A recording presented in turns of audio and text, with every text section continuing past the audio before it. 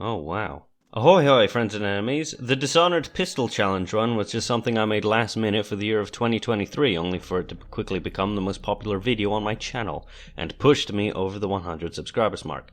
So now I gotta make a sequel, don't I? But then I found out someone else did a pistol only run of Dishonored, and frankly did a far funnier job. So to one up this guy, I gotta do a challenge they haven't, while a pistol only run of the DLC's Knife of Dunwall and Brigmore Witches might be something I'll do.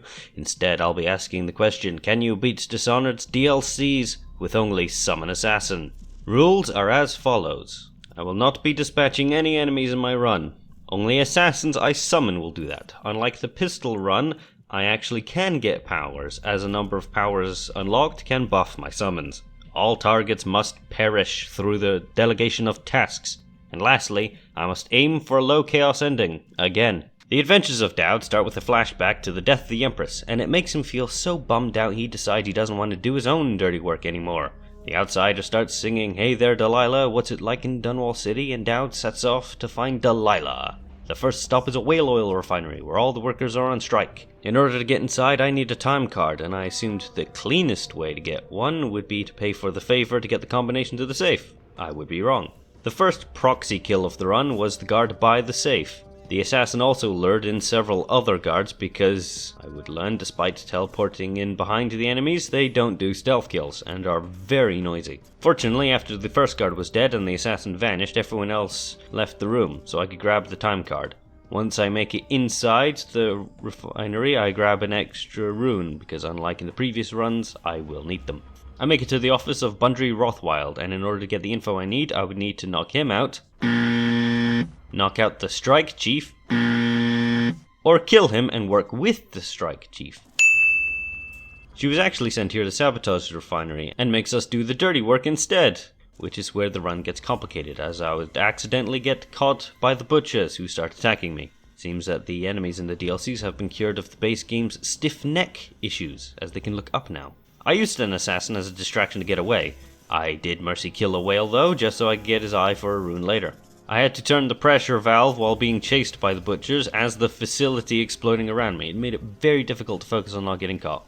Why aren't they fleeing for their lives? I fled through the drain pipe to grab another bone charm on my way out and use a subordinate to save Billy Lurk in my stead.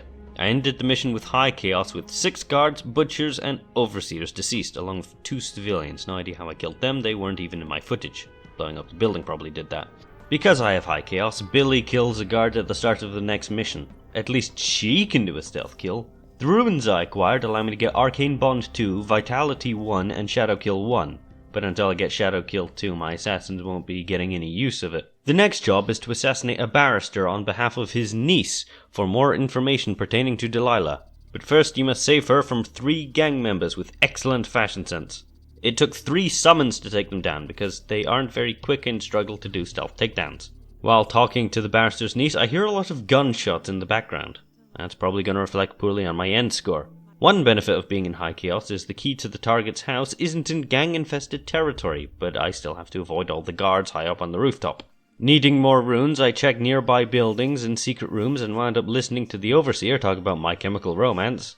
Billy said that the barrister Timish would be in his room, but I found him in his office with the last will and testament I needed. Thanks to Dowd's blink including a time freeze, I was able to snatch his key then and there and then immediately get away. I grabbed the will, but I still wanted to raid the house for more valuables and runes, which wound up with me falling to my demise.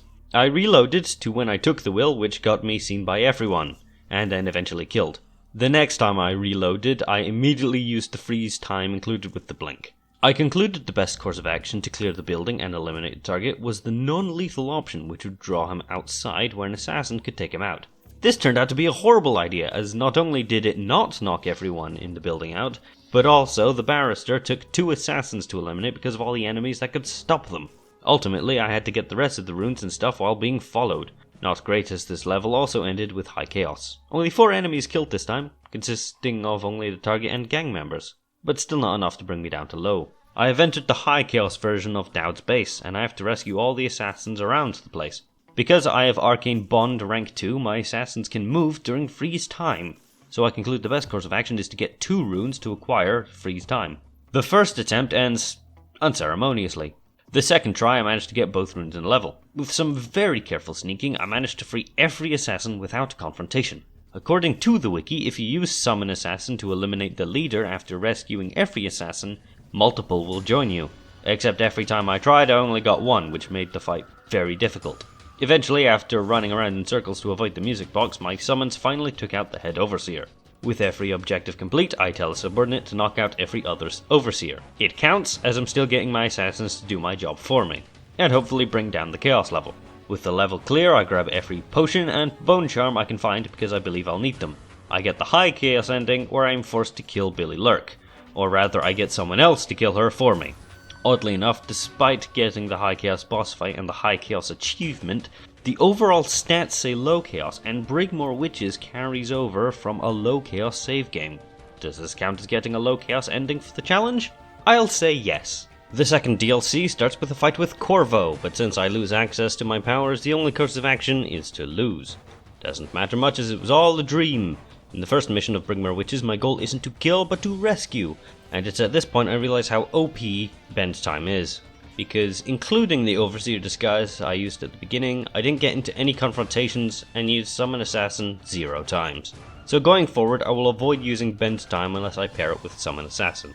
I found Lizzie Stride's cell because we needed her boat, I set her free. And she knocks herself out, saving me from failing the run for a knockout. I came down with a minor case of bullet holes on my way out. The next mission includes a little more killing, as to get Lizzie Stride's boat, I need to eliminate her former lieutenant who sold her out. It begins with a gang war skirmish, and to keep my hands clean, I just let them take themselves out and use an assassin to take out the last one, so I can grab 2 bodies for Granny's last recipe.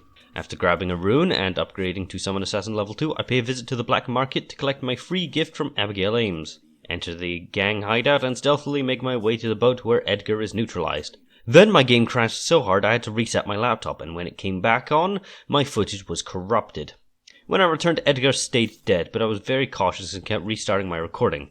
Fortunately, since the dead eel gang were neutral, I could just raid them for more runes and bone charms. Inside the Hatter's compound, I managed to navigate the compound without being seen with complete ease. The original plan was to kill the geezer for the engine coil, but in order to do that I would have to pull the whale oil tank out of his life support machine, which I feel would invalidate the run. However, he isn't actually declared a target by the mission, so he doesn't need to die by the challenge rules. So I turned back the clock and worked with the nurse, heading into the sewer, taking out several witches. Well, someone else takes out several witches, I just watch. In order to get the water flow working, I need to cut down 2 magic vines. If you feel this invalidated the run, say it ended here. But I used my sword at the start to get a safe combo, so I'm clearing it as long as nobody died. I get the engine coil, I leave, I grab a few extra runes. Witches attack the boat, but my manservants make short work of them. I spent the rest of my cash on a way inside the mansion and mana potions.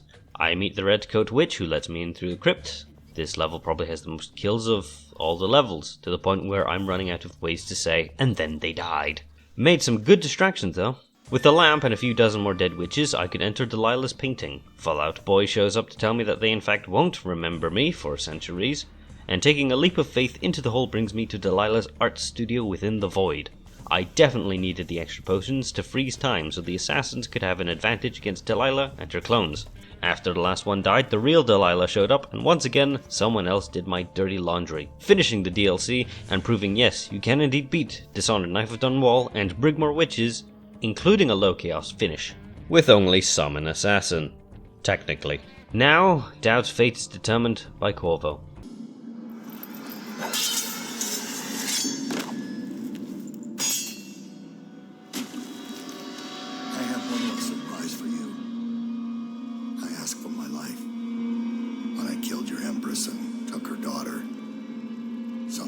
Inside me.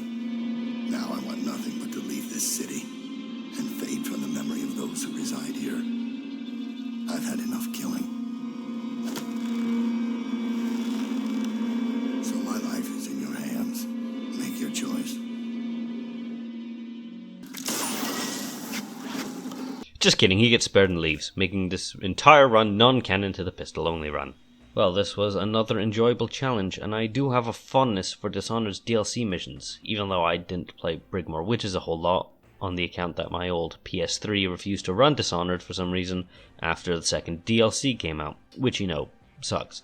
Doing this 100 subscribers special helped me during a bad time. The circumstances of my personal life had made me go through a pickle of a depression and horrible anxiety in a time with little support both mentally and medically. But now I feel a bit better. The terror of the game crashing and corrupting my footage made me incredibly paranoid, but I pushed through with what I had. Maybe I'll return to Dowd for a pistol-only run, but the next game I will do one for is Dishonored 2, assuming my laptop is good enough to run it. But for now, that's the end of this challenge video. If you have a better idea for a challenge in the future, leave a comment below. Thank you very much for watching. My name is Scottish Drunkard. I will see you in the next video.